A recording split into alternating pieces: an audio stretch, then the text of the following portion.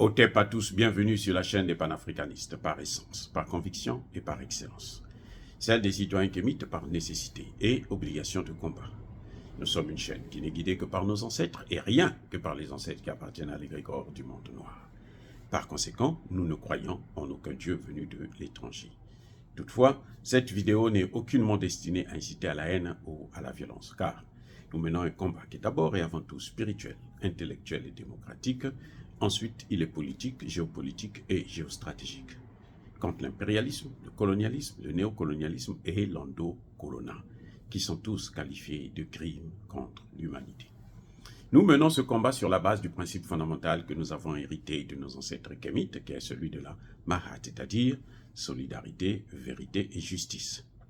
Vous êtes donc en droit de connaître la vérité et nous avons l'obligation de vous dire la vérité, rien que la vérité, afin que justice soit rendue au continent africain. Et ça, c'est notre modeste contribution dans cette noble lutte en faveur de la souveraineté, la dignité, la solidarité et l'unité africaine. C'est exactement ça que nous appelons le panafricanisme. Bien-aimés frères et sœurs, nous devrons arrêter de penser que Alassane Ouattara ne dort pas à cause de Guillaume Soro. Quand Alassane Ouattara part à Paris pour rencontrer Emmanuel Macron, c'est pour parler de Guillaume Soro. Qu'est-ce que Emmanuel Macron peut faire pour neutraliser Guillaume Soro, pour chasser Guillaume Soro du Niger, pour que Guillaume Soro ne puisse pas faire un coup d'État, pour ceci, pour cela? Non, les gars, arrêtons de raconter n'importe quoi. Arrêtons de raconter n'importe quoi à ce peuple-là, parce que nous sommes en train de les traumatiser. Ils sont déjà traumatisés par les politiques macabres que nos dirigeants sont en train de mener sur le continent africain, et nous les traumatisons encore avec cette affaire de Guillaume Soro. Alassane Ouattara est capable de régler le problème de Guillaume Soro lui-même. Vous avez vu Alassane Ouattara en Arabie Saoudite avec le Premier ministre nigérien? Est-ce que vous avez vu ça, les accolades? C'était l'amour fou. Et oui, les Africains entre eux, ils s'entendent toujours. Ce qui crée la division entre les Africains, c'est la présence occidentale. Parce que les Occidentaux, quand nous sommes unis, ils ne sont pas contents, ils perdent tous leurs avantages, tous leurs intérêts, toute leur influence.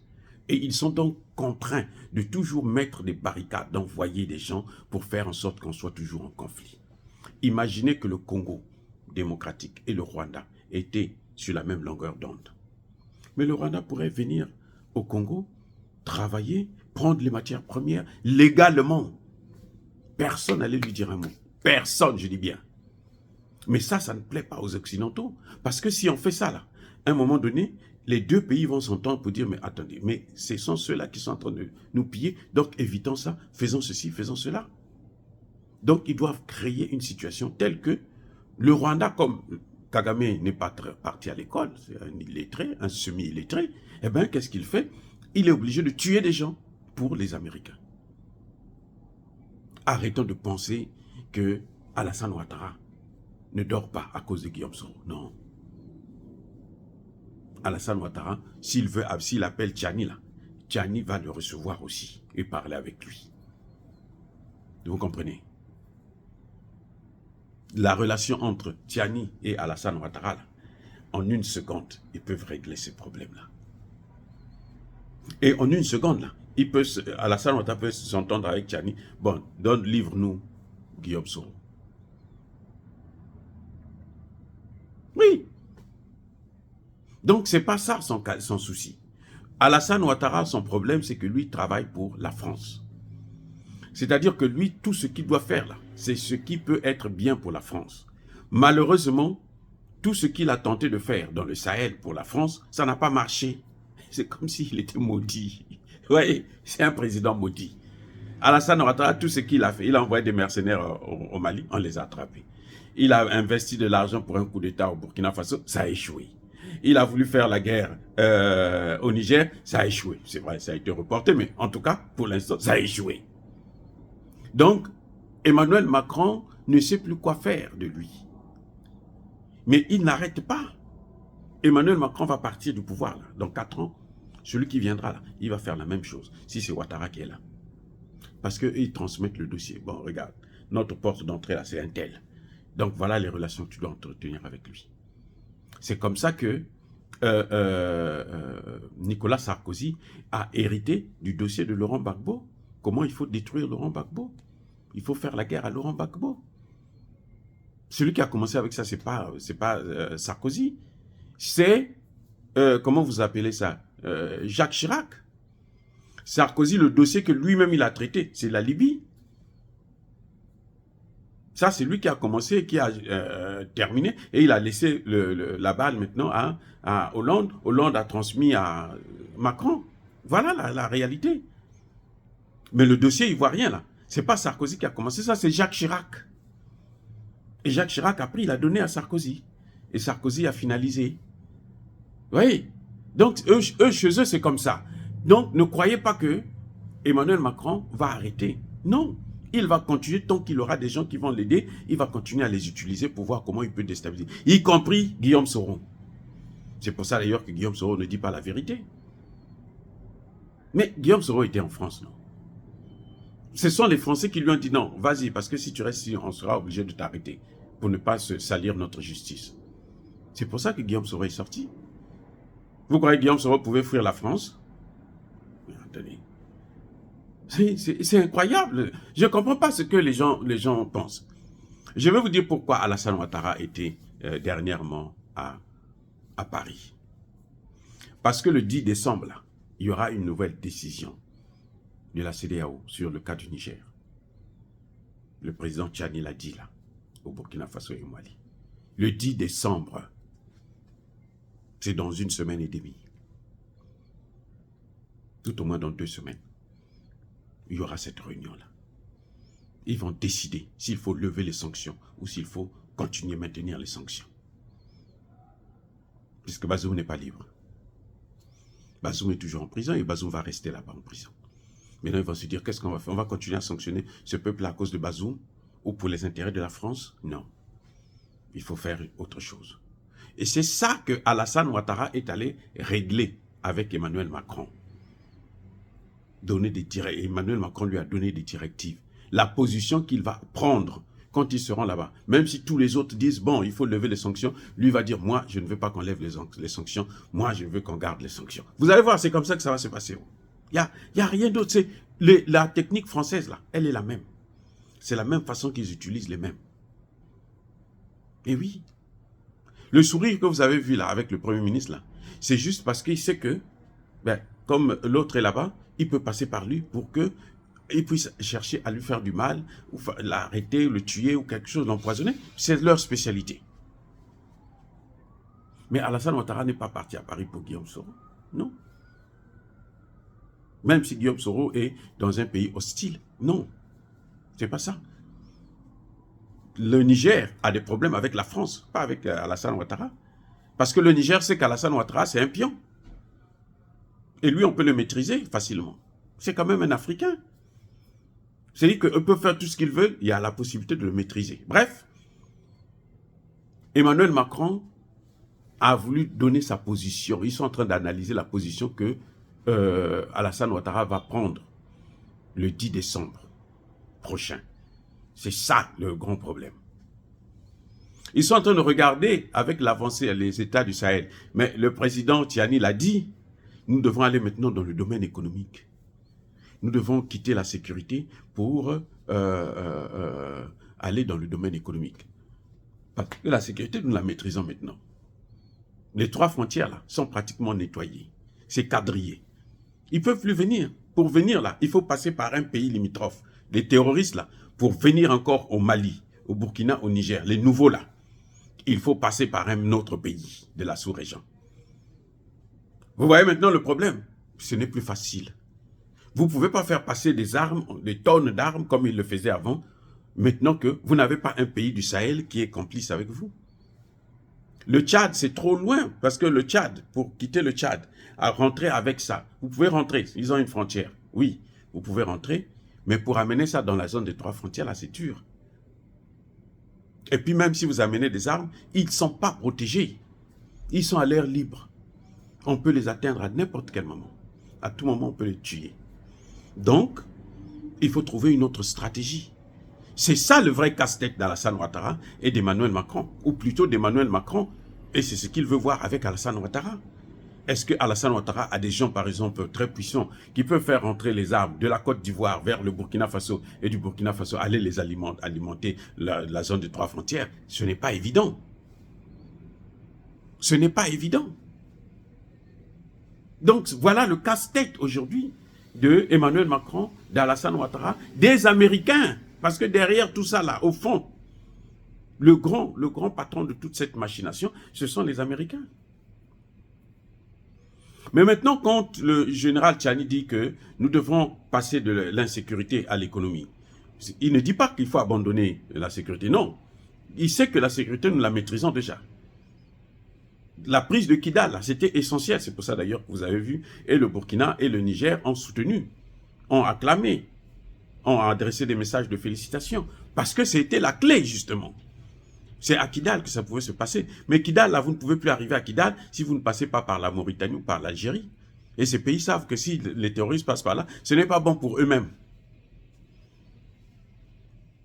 Donc, voilà là où nous en sommes. Et quand ils passent, ils disent qu'il faut maintenant s'occuper des problèmes économiques, ça veut dire quoi? Mais ça veut dire que, tout simplement, purement et simplement, il faut changer de monnaie. Eh oui! Vous ne pouvez pas régler les problèmes économiques avec la monnaie de quelqu'un d'autre. Comment vous allez vous développer avec l'argent qui ne vous appartient pas? Comment? Mais c'est pour ça que pendant 60 ans, vous n'avez pas vu un seul pays d'Afrique francophone évoluer. Tous ceux qui utilisent le CFA, là, il n'y a aucun pays qui a une économie solide. Aucun. Depuis toujours. Alors que vous voyez le Ghana qui monte, le Nigeria, l'Afrique du Sud, ainsi de suite. Mais les pays francophones, là, le frein de leur développement, c'est le CFA.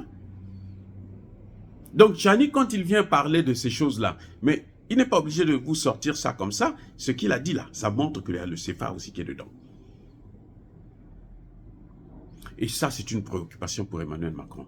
Ça, c'est une préoccupation pour Alassane Ouattara. Qui compte, pour Emmanuel Macron qui compte sur Alassane Ouattara pour l'aider à régler ce problème. C'est pour ça que vous voyez qu'Alassane Ouattara flatte le Premier ministre pour voir comment, dans quelle mesure il peut chercher à influencer cette décision depuis la base. Que le Niger puisse trouver des gens qui s'opposent dans le gouvernement, qui s'opposent à la création d'une monnaie, à la sortie du franc CFA. Parce que c'est quand même 3 pays que la France va perdre. Ça va être des milliards. Pas moins de 100 milliards de dollars américains, pas de CFA, de dollars que la France va perdre. Puisque chaque année, elle reçoit 500 milliards de dollars. 500 milliards chaque année. Et les 3 pays-là, c'est une force énorme.